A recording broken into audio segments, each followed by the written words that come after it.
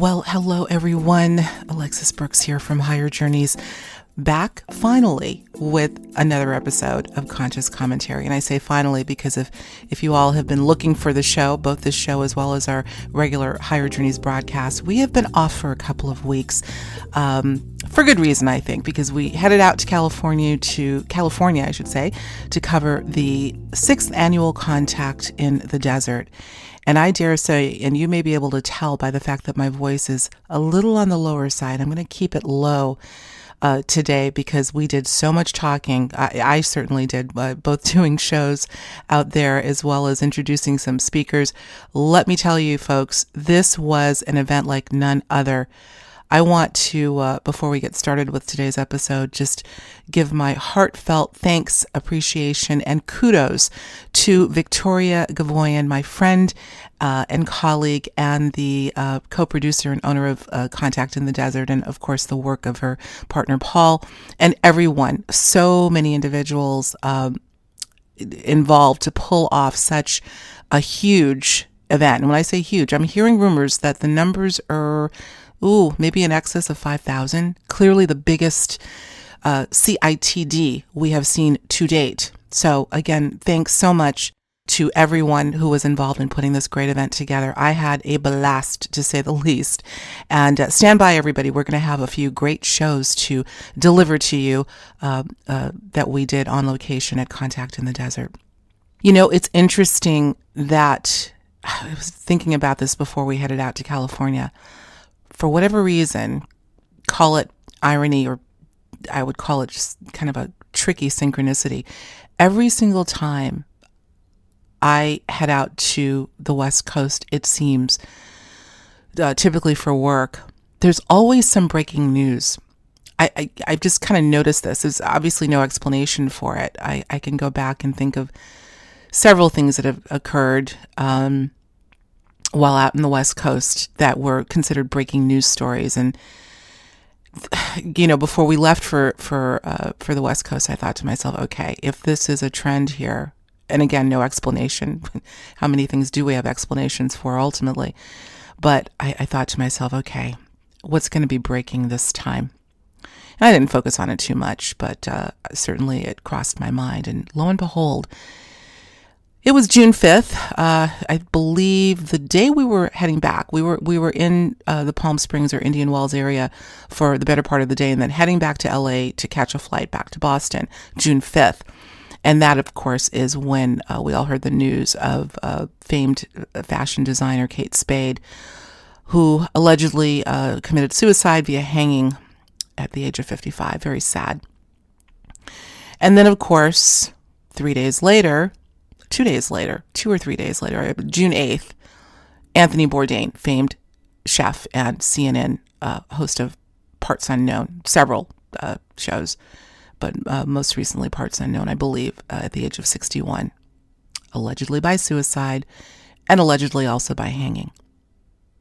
Now, I want to say a couple of things before we get into what we're going to talk about, because this is going to be a sobering discussion. You know, as I say often when we do our conscious commentary, sometimes the subjects that we cover have a whimsical tone and sometimes they have a sobering tone. And I dare say this one will have the latter. But I do hope, like all of the shows, my endeavor is to leave you with something substantial and important to contemplate, in the hopes that we can try to make a better way for ourselves as the human family. We're talking about, this is not about Kate Spade and Anthony Bourdain, actually, and it's not necessarily about suicide, but I want to put this on the record before we go any further. You know, those of us in the alternative media have a tendency to dive into the fringe aspects of news stories, among other things, and I know that there is a lot of discussion, at least a fair amount of discussion, questions, let's just say, surrounding how these two actually died. I'm going to say for the record, this show will not be about that. Not at all, in fact. This show will be covering, this particular episode, will be taking a look at mental illness, because, again, I continue to say alleged, but it is said that each of these individuals suffered from extreme mental illness, including substance abuse, etc. So for whatever it's worth, again, we're not going to get into the other theories, if you will, but for whatever it's worth, I figured it would be timely, of course, to discuss how pervasive mental illness is, including suicide, startling numbers coming out, and I'm going to get into some of those. But we're not, as always, we're not going to tackle these headlines from a surface level, but from a metaphysical perspective. The metaphysics of mental illness. Is there such a thing? I remember interviewing Sean Stone a couple of years ago now about an event that had happened here in the United States, and we decided to cover the metaphysics of that event and of events in general. And when I asked him, is there a metaphysics to it, he said, Alexis, there's a metaphysical aspect to everything. I tend to agree. I've always had the sense that beneath the surface of things, what undergirds what we call 3D reality is an unknown, an X factor, if you will, or that which can't be seen on the physical level. And I'm calling it a component. It could very well be the infrastructure, the epicenter of how these things come to light. What we're going to be talking about today, folks, is complex. And again, I want to put on the record, I am not going to have this discussion with you to come to a conclusion on what is really causing mental illness and moreover how pervasive it is, but rather I would like to look at a couple of entry points to the possibility that there is a metaphysical component that is going largely unlooked at. So this, again, we're going to approach with questions versus answers in hopes that for anyone that is either suffering from mental illness, knows someone that has suffered from mental illness, and unfortunately there have been too many who know someone who has committed suicide or know of someone who knows someone, that's how pervasive it is. By tackling a metaphysical approach, we at least can add that dimension to the discussion. You know, so many discussions have cropped up, obviously, in the last week based on the alleged suicides of Kate Spade and Anthony Bourdain. Oftentimes, the mainstream media will use this as impetus to have a larger discussion, right, about suicide, not only the numbers, but prevention. And we've been hearing a lot about this lately. You know, you hear, and the thing that I hear constantly, and I know that there are some great people out there doing great work trying to halt or slow down this insidious situation. So many people are suffering. But what we hear often is, know the warning signs, right, of someone that we know that may be contemplating suicide.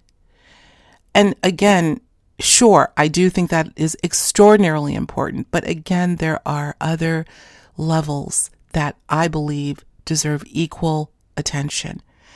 They're more elusive, harder to get our arms around, but they may in fact be, if reality, 3D reality as we know it, emerges from the unseen, then we'd have to assume that what we see, that is where we need to tackle the issue as best we can, getting into the unseen realms, or at least looking into them. How can we use a metaphysical approach to understanding what mental illness is? Before we get into that, I want to just give you some statistics, right? Of course, I did a little researching, and we've been hearing more about it in the news lately. But I found a Newsweek article. This was written back in 2014, which basically says nearly 1 in 5 Americans suffers from mental illness each year. This was in 2014.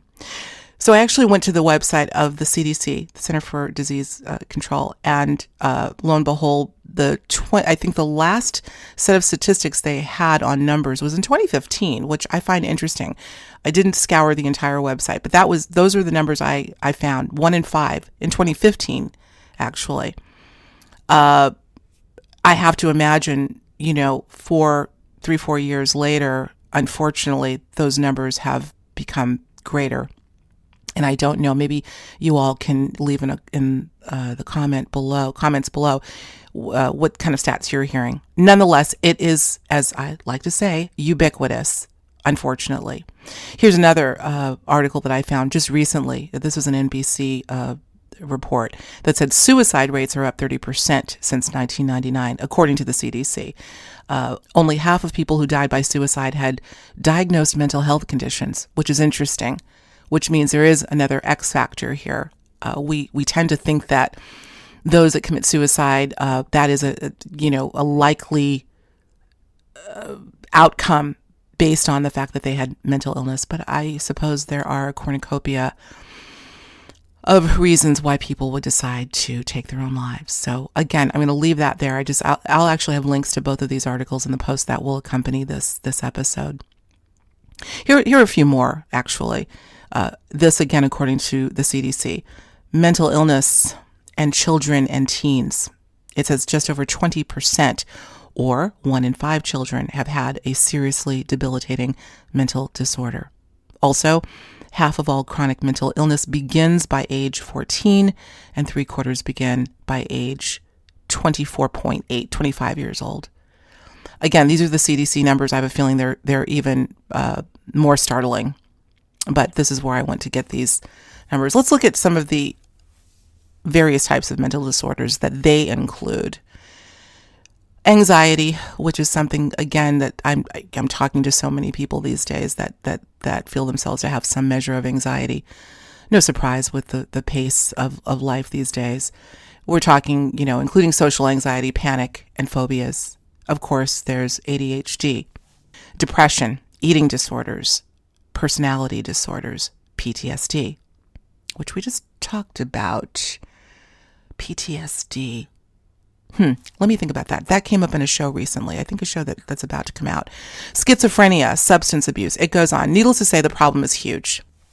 And, or like I like to say, ubiquitous. But again, what is really causing this, and why is it so prevalent and apparently on the rise? Let's look at, before we get into the metaphysics of this, let's keep in mind that when we try to take a cause and effect approach for what may result in some form of mental illness, we look at some things. Sometimes it could be genetic. We may look at that, the intergenerational or genetic proclivity. Childhood bullying, obviously on the rise. Social media influence, that's come up a great deal these days. Lots of reports on that. Mental, emotional, or physical abuse, trauma of some sort. Undue stress, financial stress, marital stress. And again, going back to the social media, social stress. There are so many. So I wanted to get all that out of the way before we get into my tackling this. And I'm pausing because this, guys, is such a tangled web. Whenever you try to get to something that's so important and so embedded in our society, and trying to get to the root and root it out, we have to really stay open-minded, because I guarantee you what's happening here did not begin on the surface. It has a deep root. There are multiple layers and complexities, and needless to say, mysteries. So let's get into it. Now, I'm going to pause here. I'm going to plug this a couple of times because this is important. This is going to be a 2-part subject-specific episode. We're going to do 2 episodes. This is the first, and I'm happy to say that next week, for our full-length guest interview of Higher Journeys, we're going to be bringing on 2 individuals that I know will have a lot to share on the metaphysics of mental illness. And that's none other than Jay Widener, who is renowned for his research in alchemical principles, hermetics, etc. He's going to be coming on. He graciously accepted to come on and talk about it, along with the author of the book Dispelling Wetiko, Paul Levy. Has amazing things to say generally about Wetiko, which is considered, actually a Native American term that means sort of a virus of the mind, or a psychotic virus that he feels, and his hypothesis is plaguing the planet. He wrote a stellar book, did a stellar job on dispelling Wetiko, and I actually had him on a little over a year ago to talk about that. So I thought it would be great to bring them together, and they both know each other and know each other's work. So I think it's going to be powerful. So I'm putting out some questions here. Perhaps they will have a little bit more. I think they have a great deal more invested in researching in this area. So they'll be coming on next week, just so you know. I'm going to bring it up again before we close down today. And I'm hoping that they'll be listening to the show, our conscious commentary, so they can weigh in from the perspective that I'm coming from. Let's get right into it. It's interesting because as these ideas come to me, and obviously the impetus for wanting to do this show were these two untimely deaths of both Spade and Bourdain. And it's interesting because I thought, even after hearing about the Kate Spade news, I thought, I've been kind of wanting to do something like this, looking at, because mental illness, again, is so prevalent. I have a couple of relatives that suffer from forms of mental illness, and I've really racked my brain trying to figure out what is going on underneath the surface. So I thought about doing a show like this before, and then, of course, the Kate Spade news, and then 2 days later, after the Anthony Bourdain news, I thought, okay, we've got to do this. Got to do this. Let me say something else before we get into this. There's just so much meat to this. These are two high-profile individuals, so obviously, the stories surrounding them have been wall to wall. But I also want to say, and I have compassion for them and their families, but I have compassion for the thousands, if not millions, of individuals and families that have been affected by this. We hear about the big names, yes, but they're our neighbors, our friends, our own family. Okay, if Spade and Bourdain and others that have committed suicide or allegedly, bring it to the fore, bring it to our attention to try to understand and solve eventually, great. But I would be remiss if I did not acknowledge the cornucopia of individuals that you do not know. We do not know their names, who are suffering and do not get this attention. So this is for all of you. This is why we're doing this, not for Kate Spade and Anthony Bourdain, as much as we wish their journey wherever well, and we'll certainly wish the healing to their families. This is for everyone that's affected, and I dare say most, if not all of you listening, are affected in some way or another, one way or another. Okay, had to get that out of the way. So as I was preparing to do this, I started thinking, okay, where do I begin to tackle something so incredibly complex? Where do I begin? And so, as you know, I got a few numbers for you, some statistics, just to kind of set the stage here. But it dawned on me, go back and listen to that interview that you did with Neil Kramer. We had two fantastic interviews back in April, maybe even March, and then into April, that I'm going to link. I really think they are apropos here, particularly the second one we did, which was entitled Shadow Mapping, and the True Spiritual Path. That one was back in April. And I listened to that interview and I thought, there's some things that I can pluck out of there that Neil said that are applicable to what we're talking about. We're talking about, again, what are some of the less obvious underpinnings associated with mental illness? Let me read a quote that I got from Carl Jung, and then I'm going to go back to something that Neil said that I think will open up the conversation for this first, what I'm going to call entry point into exploring the metaphysics of this phenomenon. Here's the Jung quote. He says, "The foundation of all mental illness is the unwillingness to experience legitimate suffering." Let me say that again. The foundation of all mental illness, is the unwillingness to experience legitimate suffering. When I saw that quote, it immediately made me recall the second interview I did with Neil, because he tackled, in a manner of speaking, he pretty much said the same thing. Here's his quote, and then we'll talk about it a little bit. He said, quote, this is Neil Kramer, Quote, shadow mapping is the appreciation that truth brings pain. Most people are not prepared to live truthfully because they are ill-equipped to deal with the disturbance that it brings. Let's see. You see where I'm going here? First of all, let me quickly define, he's defining shadow mapping.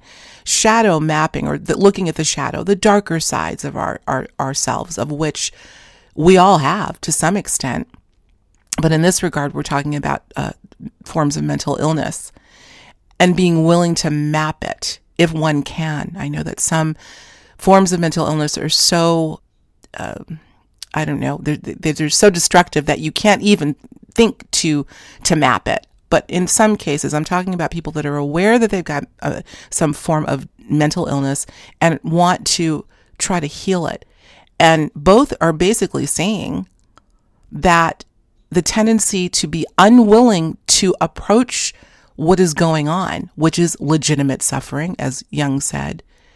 Neil says people are ill-equipped to deal with the disturbance that it brings. I think in this case we were talking about trauma, or we went into trauma.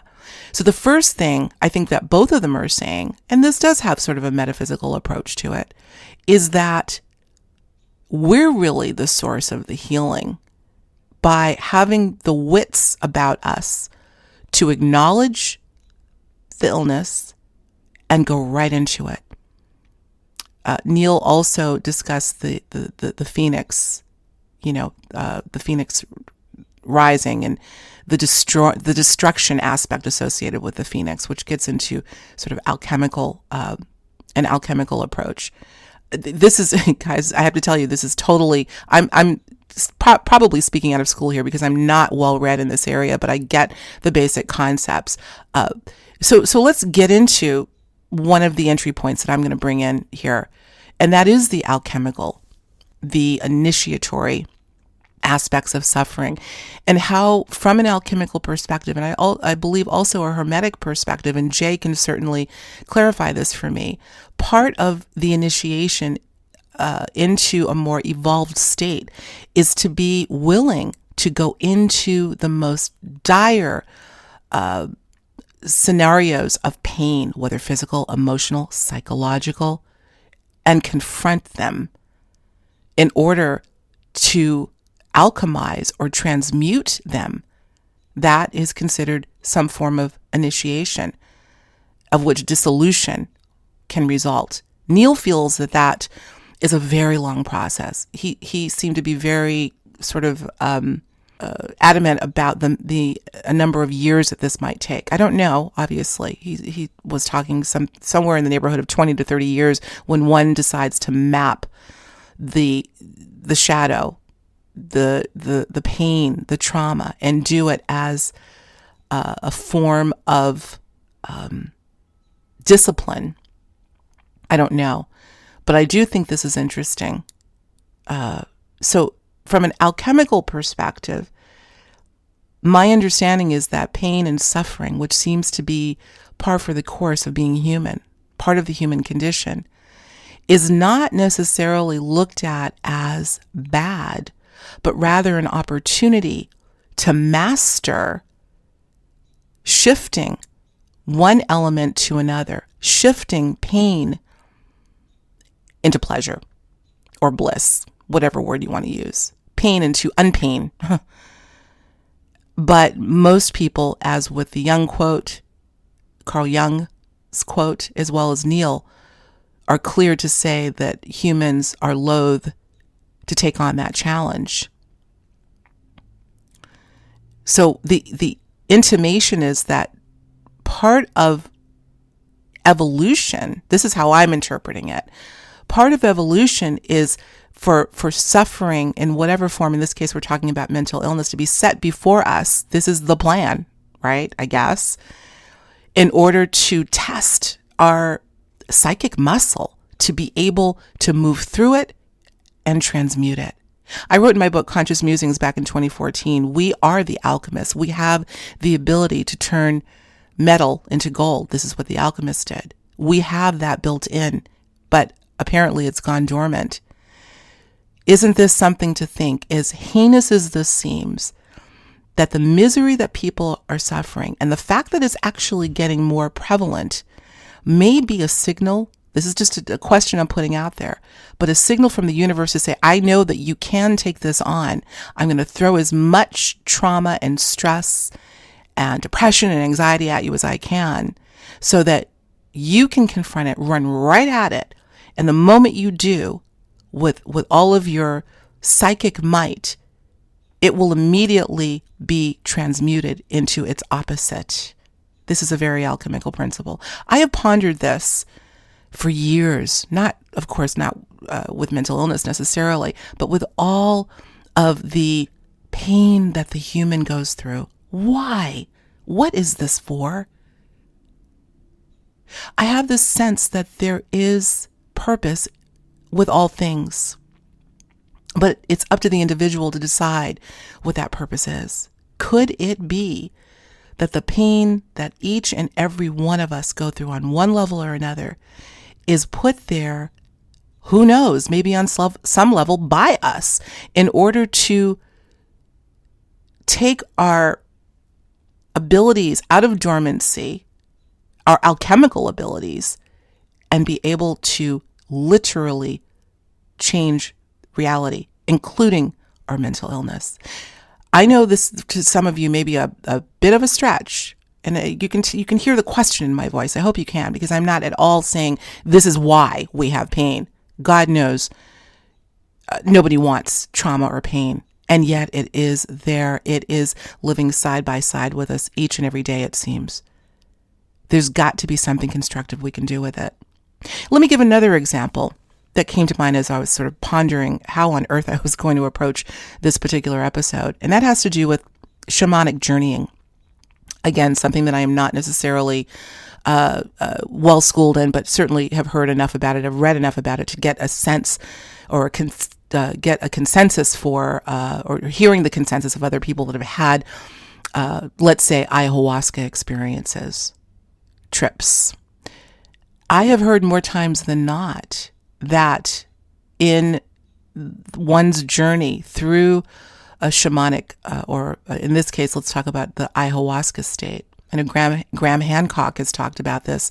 Neil, I believe, has alluded to the fact that more times than not, what will happen in this state is part of this this alternate reality that one seems to find themselves in during this state, altered state, is that they're confronted by a hideous beast, some sort of incomprehensible, ugly beast, ugly looking, mean, threatening to destroy.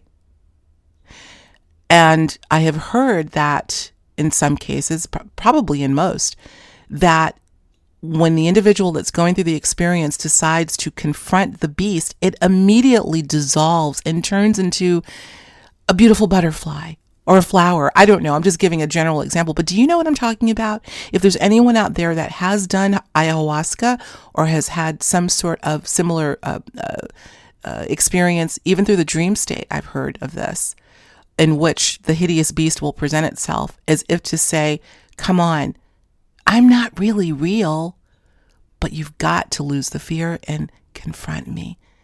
And then I will be your ally. I want to hear from you on that, so let me know. So I bring that up to say that this is, again, another one of those, kind of taking off from Jung and Neil's comment, in the context of mental illness, looking at mental illness as the beast, right? Because I know it is a torment. It has to be.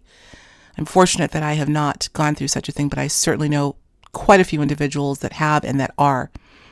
And it's pure torment, driving some of them to commit suicide. I do have compassion.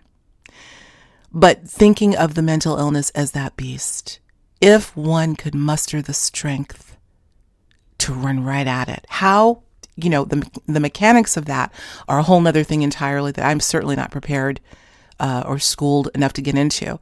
But however one would do that, to be able to just run right at it and say, you're not real. I'm not afraid of you. Neil goes into the idea of just simply asking the question, why am I going through this? He says that that's the first step, really, in the confrontation and confronting. Just the question, why is it that I'm having such a hard time? Why do I have mental illness in this case? First step. And then being willing to run right at it, as if to say you're not really there. Does that make sense? I'm oversimplifying, God knows, but I just want to just open this up for discussion. So that's one perspective. I'm going to look at my time here. I knew I'd go over, but I hope you all are getting something out of this. Let's quickly go into this. Actually, before I do this, let's go into Dispelling Wetiko by Paul Levy, the second guest that we're going to be having on, along with Jay Widener, next week, in this amazing book that, oops, sorry about that, for that noise. I want to grab this book. This is a book that I believe was written, I'm guessing, probably about 3 or 4 years ago. So compelling. Sting, the famous Sting, has endorsed it. He says the world would be a better place if everyone read this book. I agree. It's heavy stuff. We've defined Wetiko, so I'm not going to go through that again, but I want to read a quote from the book in which he says, Paul Levy says, "The part of us that thinks we don't have a mad," meaning insane, "the part of us that thinks we don't have a mad part is itself our mad part. It is only by confronting what is insane and inhuman in ourselves, however, that we become truly human." Do you see a theme here? I've taken 3 very different quotes, although I will say that Paul Levy has studied, I would call him a student of Jungian psychology. But the theme is the same, completely confronting as a step in the alchemical process to dissolution, of which there are many, many, many, many steps, and according to Neil, many years to dissolve. But I wanted to add that in before we go into the second entry point. I would say that has a metaphysical, there's a metaphysical approach to that for sure. Let's now talk about, and I'm not going to spend as much time on this because we're going to wind up and get ready for next week with Jay and Paul, because that's going to be amazing. I'm so excited to get their very learned way in on this. Another idea, and let's not take an either or approach. Perhaps the underpinning that's given rise to mental illness is multifold or multidimensional. I think we said that earlier. And this is far more, I suppose, controversial and maybe even conspiratorial on a metaphysical level. And that's the archonic or demonic influence. Is there a curse on humanity? Question mark, question mark. I hope Jay and Paul get a chance to listen to this before we get on the air next week, because I want to ask them both that, particularly Jay, because he's done yeoman's work in researching to the extent one can the archons of our ages, which are replete in many ancient texts and have gone by many names. I'm just going to touch on it here, but we've looked at more of an alchemical perspective. Now let's look at the infiltration of this planet, and moreover of humanity, by those who would be considered malevolent in their intent, the archonic or demonic influence.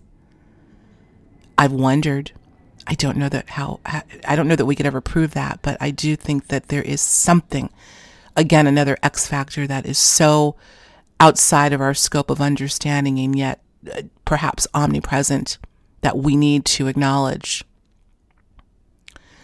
Again, this is probably more of the glass half empty approach. I like the archonic, oh my God, the alchemical a lot more, because it means that we have the ability to shift, to change the circumstances based on our will. But maybe, who are those demons that we're seeing? Those hideous creatures that some see on their shamanic journeys. Are those the archons?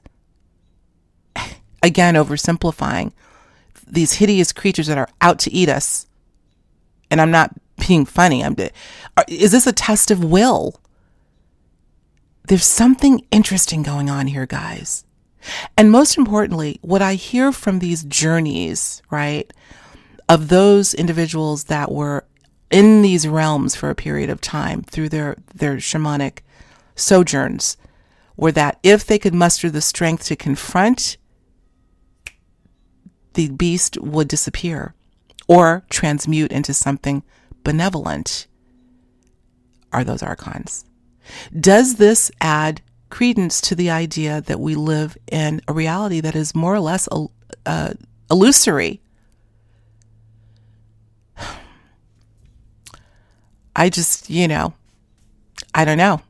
I think that this is something that we need to be thinking about. And as to how we can apply these ideas or these questions to trying to get us closer to solving this, I don't know. But I do think the question needs to be asked, and maybe just a slight shift in focus may get us one step closer to solving the issue of mental illness.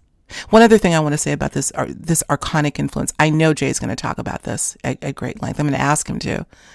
You know how you'll hear of individuals, particularly, I wouldn't be surprised if this has come up with the recent suicides of Spade and Bourdain. Oh, well, she had her demons, or he had his demons. Where did that come from? She had her demons. Question mark, right?